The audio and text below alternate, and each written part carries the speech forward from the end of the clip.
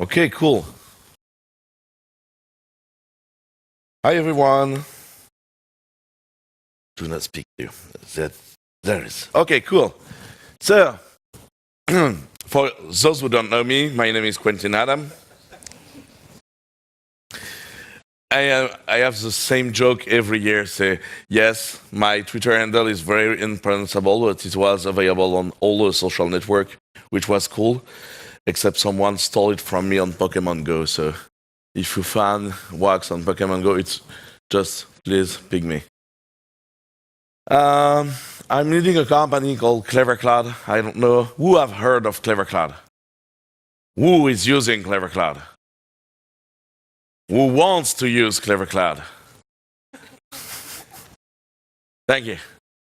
So, CleverCloud is basically a company. What we do is deploying and just make all everything that your application is online. So you just git push, and we automatically have monitoring, update on the operating system, scaling up, down, gathering logs, monitoring everything. So you basically just writing code and we deploy it, and it's a very cool company because we have customers in nearly every part of the world. We are cloud on premise, and we have very big customers like bank and insurance, or very small customers like website for fan in Germany of Harry Potter. I don't know. So very different kind of customers, and yeah, it's fun. We really like to do that. So do not hesitate to test and ping me about what we do. For those who already know me, I made a decision. I will not use any GIF in the presentation, and it will be like written in black and white.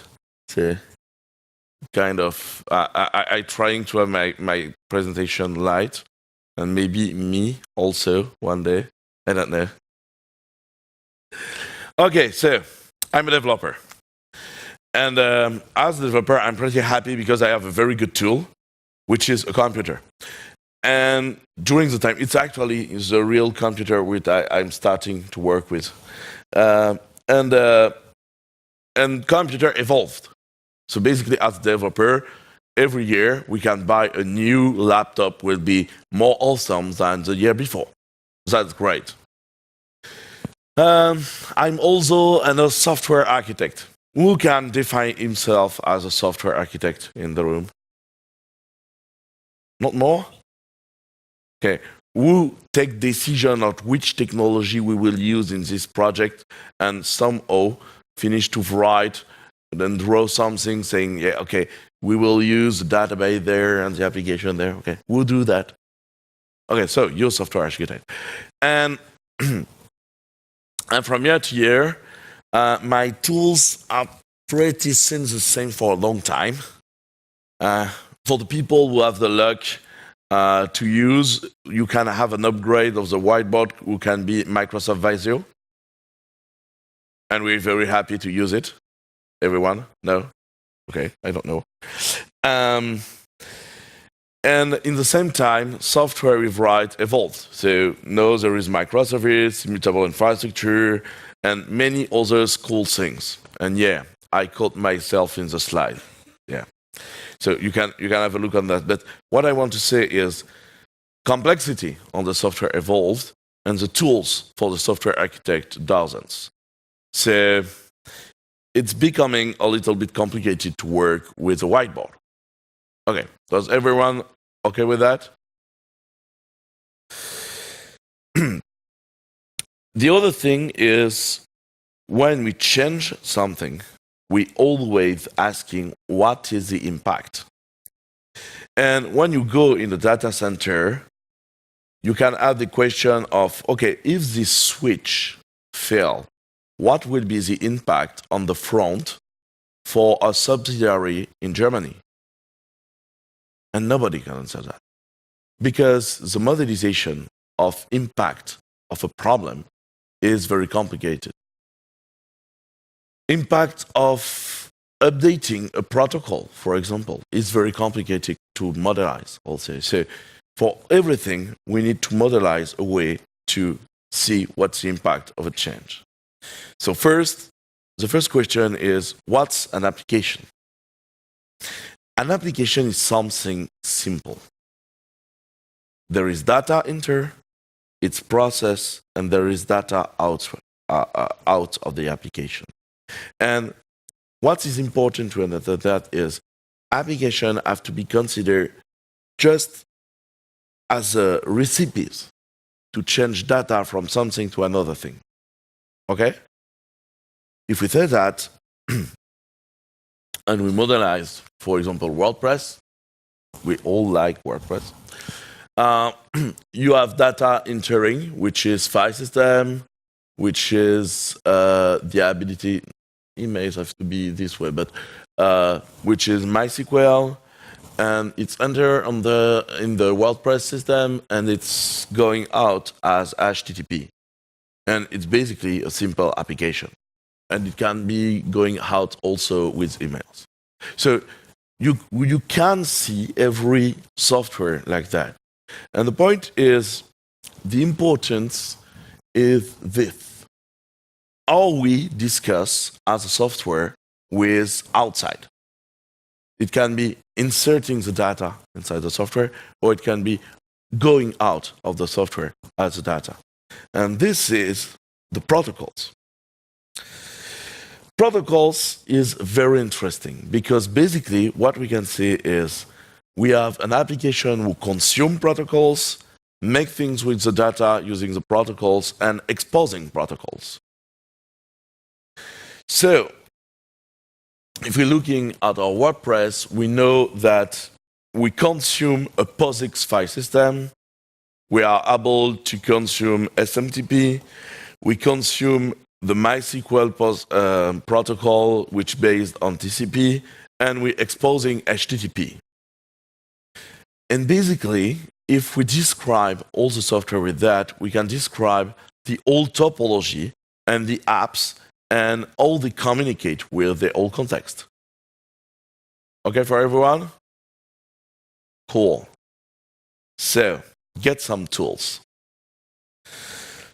The first tools we tried to define at Clever Cloud was something we call the dependencies of service, which was explaining that every application can expose a configuration and dependencies of service for everyone.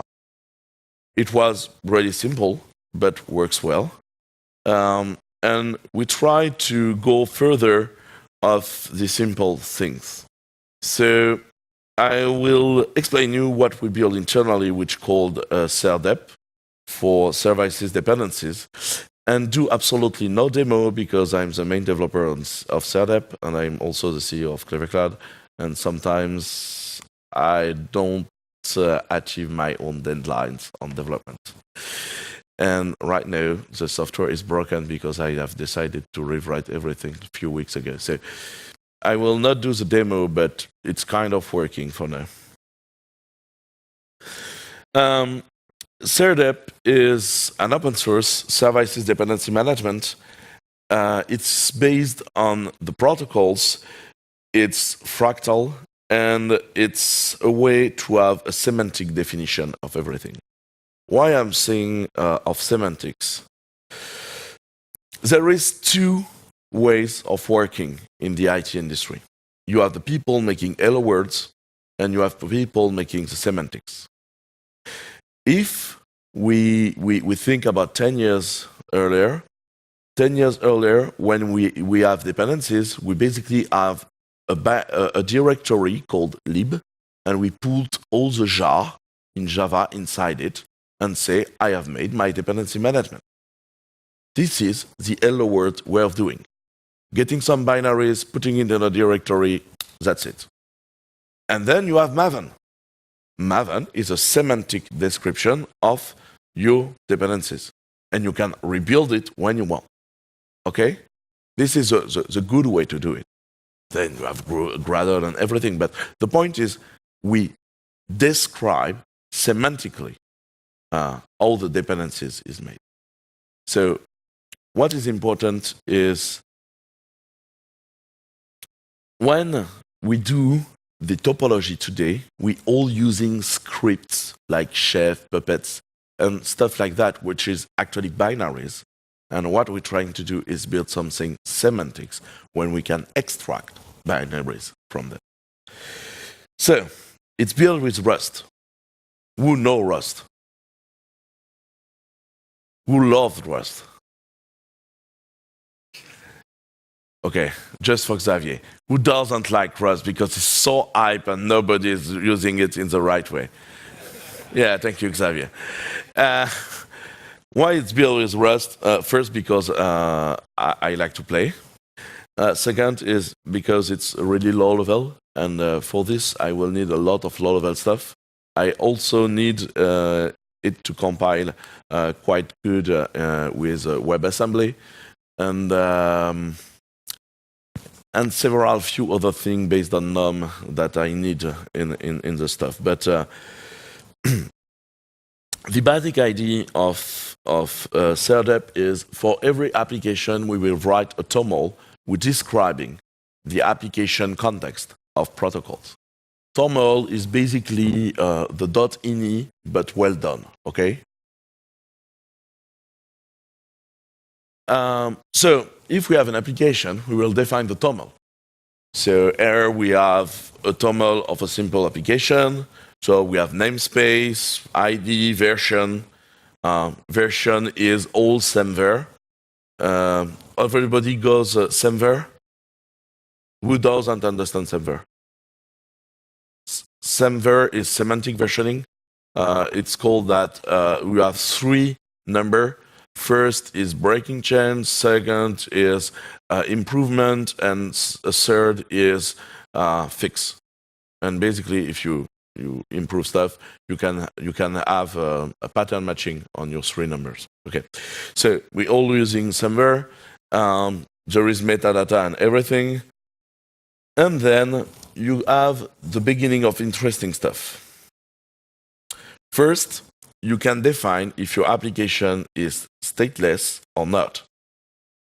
So, does the application actually hold data or not? Which can be interesting in an architectural point of view. Then, you will define the whole conversation.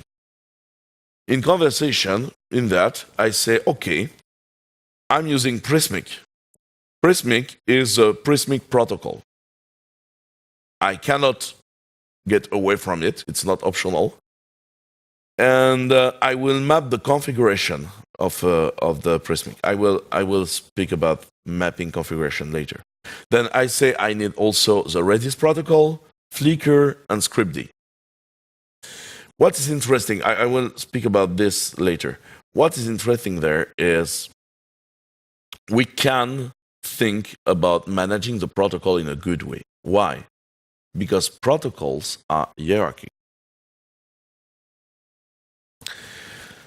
When you have TCP, you will have HTTP, and OAuth is a descendant of HTTP, and the API of GitHub is descendant of everything. Okay?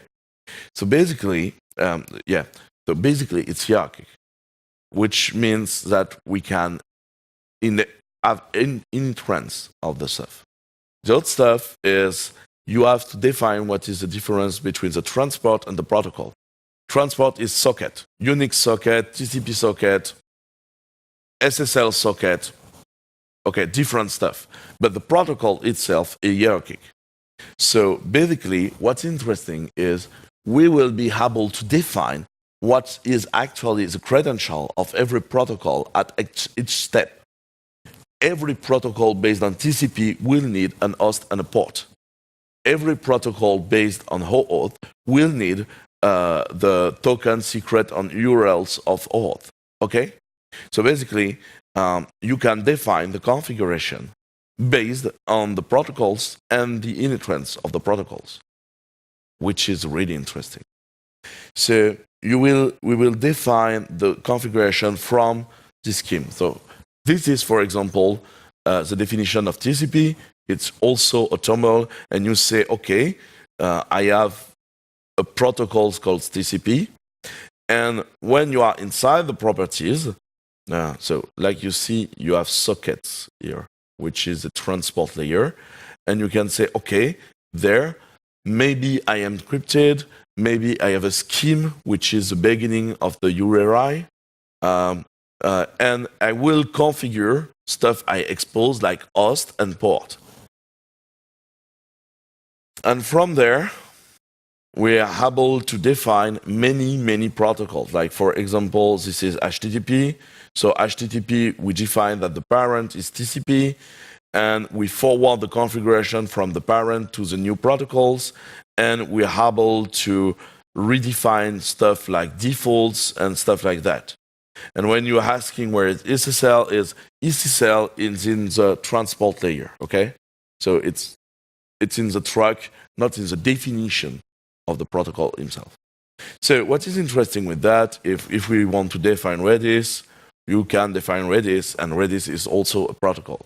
So what is interesting with that is, this is the point where I was explaining that we can redefine protocols inside it. So basically, what is interesting is Prismic being an HTTP API based on OAuth, we can define Prismic there. What is interesting with all of that is the point on the definition we not finish is the definition of task, application runtime, and using someone else's resources. For example, you can have an application who actually use the database of another application. Giving you an example, when you deploy GitLab, you have several workers, and you have another workers who actually use the DB of the main GitLab stuff. So you need to be, it has to be the same DB. So the system is actually managing to reconcile everything. What we can do, then now we have the semantic definition of everything. First, we can map the IT. So with all the CRDEP file defined in your software, in your GitLab, we can generate, and it's actually already working, we can generate a full graph of who talk to who in which protocols, which is quite good. The second thing we can do is providing configuration for everyone, because the configuration is basically based on every protocol's communication. We can inject all the configuration from one to another. And all the configuration map can be provided in a very simple way.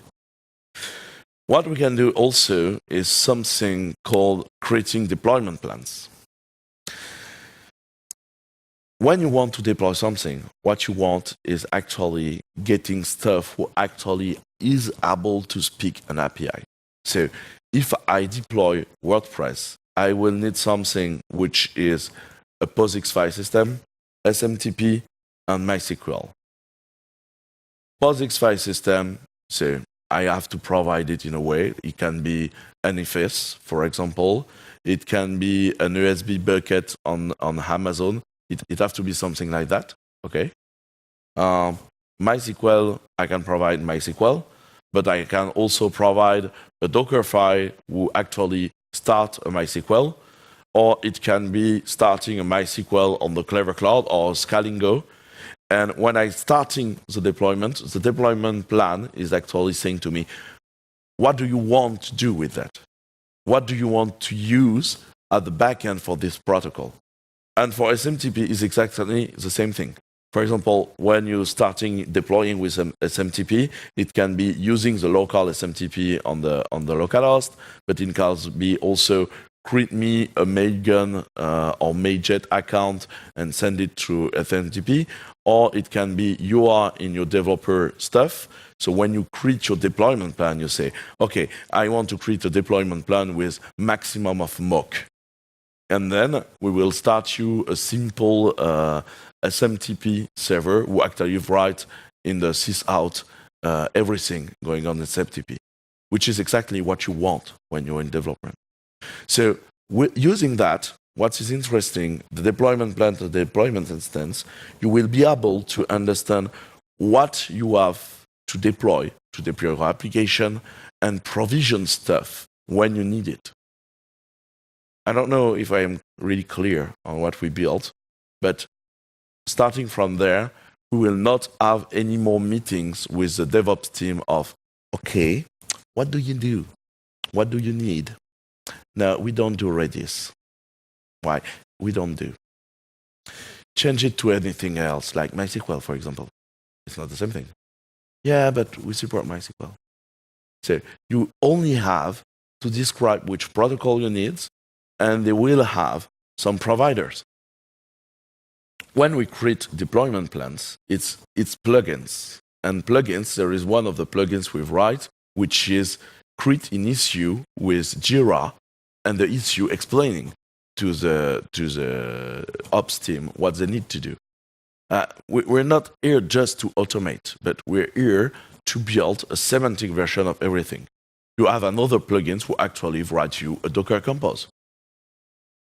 Okay, it's simple. It can same stuff. And from there, like I explained, you can generate a deployment binary. So that's why it's interesting to work with that. Actually, the binary system is based on you can install any plugin. It's just naming binaries inside the system, and the Clever Cloud Console is already a plugin for CERDEM. There is other stuff we can do now that we have a semantic topology on what we do with protocols. As we know, all the discussion an application does need to have in the network, what we can say to the security guys in the company is, you need to have discussion on the network, on the protocols? Well, no problem. We know all the protocols, so basically you can cut everything except that, which is real security on the network for once. This kind of stuff can be really interesting, you know. And you can also manage secrets. So basically, there is many stuff we can do with this semantic topology, and it's full open source, so you can use it. I'm really sorry to not demo it right now, but there will be updates on the summer on first usable things. You can just go on cerdep.org and subscribe to the mailing list, and we will update you when it's ready, or just watch the Clever Cloud GitHub account. So thank you very much for listening. I give you a coupon for Clever Cloud, and I'm here to answer any question. Thank you.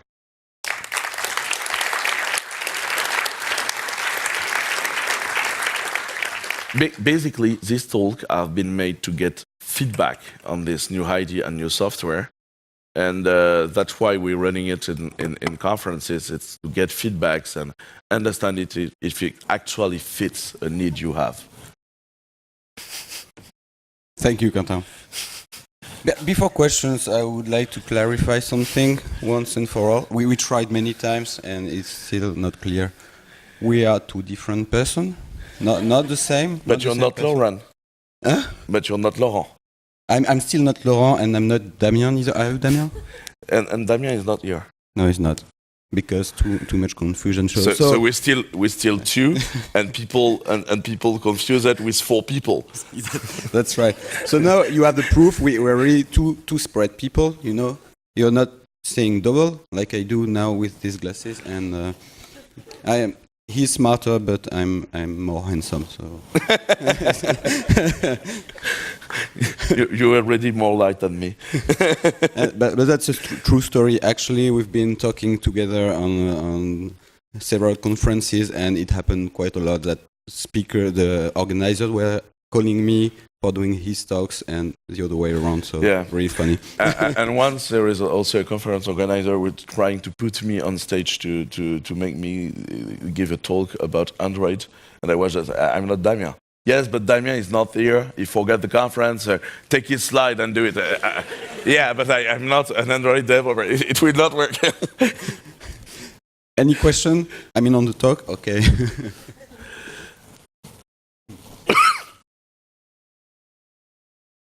Do I convince you to try Clever Cloud? And I have some very cool stickers if you want. Thanks, Quentin, for the talk and for the proposal, actually. I'm wondering, as such tools more or less exist, some other ways, and I mean, if you deals with Terraform from HashiCorp, you can do part of what you're doing, but that's not my question. Because Terraform is basically scripting. Yeah. So it's not defining a semantic topology. So you cannot extract data from a Terraform stuff. Yeah. But that's not actually my question. My question is, listening to a talk, I'm thinking to Rondell Monroe XKCD comic about, hey, there is 21 standards now, I have one new, and it will be better than all the others. And so, now we have 22 standards. How do you plan to make it used by people? You hear at the conference, but except this, in the open source world, how are you going to try to push it to projects and stuff? Because the toml file is really simple. So basically, an architect can do it. So basically, I try to not enter by the developer on the DevOps layer, but the architect level saying, okay, I need a Redis. And saying I need a Redis is just a simple line saying, okay, I need a Redis. So I think it's so simple that if we are able to generate the Kubernetes file, for example, of people, basically when you read a Kubernetes file, you don't understand anything. It's so complex. It's the YAML bullshit push at the extensively way. No, in fact, there is Elm, which is worthier than what we do. And I think if my tool is able to generate the Kubernetes file for people, they will use my tool anyway to generate the Kubernetes file. But this way, they will creating the semantic definition, and we can help them to push forward. See, that's my... Well, for this tool to have values, you need a lot of plugins to be compatible with a lot of different stuff and how the question is how to push people to write the plugins for this tool. I'm pretty sure if people like Scalingo, for example, have this working format, it can be very simple to translate from this format to the Scalingo native format. It will be one day of work, and then I will organize a big hackathon where we will pull request all GitHub, Microsoft GitHub, to add toml file to every project. Okay, thank you.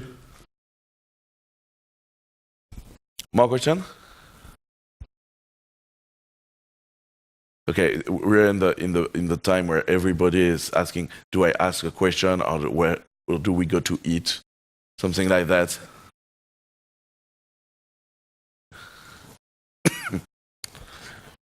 Be careful when going out, like other people might be angry at you. Okay.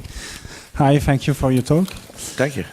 How is it to compete with other competitors? What do you define as competitors? Platforms who provide deployment automation based on Git pushes and so on. Yeah, that's what we do at Clever Cloud. It's not competition with the CERDEP. CERDEP basically, what does CERDEP is describing what is your topology. And for example, when you go on Heroku, I'm a developer. Yeah. I have a dedicated server. I know how to configure it. I didn't use yet Kubernetes, Docker, anything like this, but you're right. It's something more to learn. And it's for example, I really don't like network configuration, configuring communication between servers, or something like this. So, isn't it complex to learn something more? Because as I speak only about deployment in the last section, you stick on that. But the point is, for you, for example, the deployment part is not interesting. But sometimes somebody will ask you, what is the architecture of our software? And then you go to Microsoft ISO and starting to draw something. With what I provide, it's only like, okay, get all the repository of my team and generate me the architecture, which will be the actual architecture of stuff because it's generated from the source. And this simple stuff is, for me, the first service I want to provide you. Then, if you want to automate stuff around that with what we do, yeah, cool stuff. I'm for it. But the first step I want to build is the ability to explain semantically what is the topology of your architecture. And this is the first step for everything. If you want to use the topology to automate your deployment, yeah, sure. And I will not provide you a simple way to do it. I will not provide you a solely way to do it. I will provide you a Clever Cloud plugin, of course, it's my job. But I will not only provide that. There will be a Docker plugin. So if you want to use Docker, use Docker. I will also probably provide a Ubuntu shell plugin, which is basically a big shell script executing and it deploy everything on the same local hardware. It's ugly, but if you want to do it, it's not my job. You know, I'm not here to explain you how you have to automate it. I will only provide you the description of topology. Okay. How long have you been working on it? I'm thinking about this about 4 years now, and now I'm writing stuff for a few months. But the point is, me developing stuff, it's complicated. Is it you broke the conference of yesterday? There was a conference yesterday? Yeah. It's just a joke. Basically, it's my colleague was unavailable to make the conference. I was very happy that Valerian stepped in. I'm very sorry she have problems with the platform. But basically, I think the most problem stuff was the Wi-Fi here. So. Oh. and sometimes demo breaks. That's why we do video of the demo. Okay. Do you have users yet? On Startup? Yes. No. No. Okay. There is only me on Startup. Okay. But on Clever Cloud, we have thousands of users. Ah. Okay. And okay, thousands. We're running every day. Yeah. We for example, there is one of the major bank company in France. Every time you're using the credit card, it goes through my servers. Okay. No. We're really running stuff like for Airbus and the army, and okay. We also work for cool people, but. Okay, thank you. Have a good day. They're even running the website of the best conference in Europe. I can't tell the name, but I just have one question talking about Clever Cloud. Do you think would you define Clever Cloud as being better than, for example, Scalingo? Just kidding. Okay, I think everyone's hungry. At least I am. So as I'm holding the microphone and telling what we're doing, I will say we're gonna eat now. And see you later. And get some stickers.